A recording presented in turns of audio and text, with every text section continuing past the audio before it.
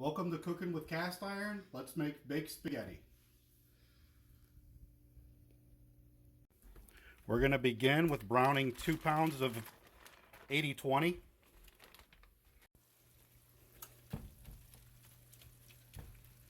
With our meat browned, we're going to add in 1 onion, 4 cloves of minced garlic, a 1/4 teaspoon of salt, and we're going to mix this until the onions are translucent. I'm going to add in 28-ounce can of crushed tomatoes.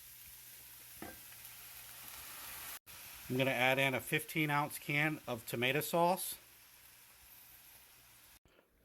Add in 2 tablespoons of balsamic vinegar, 1 tablespoon garlic powder, 1 tablespoon dried basil, 1 tablespoon dried tarragon, 2 tablespoons sugar,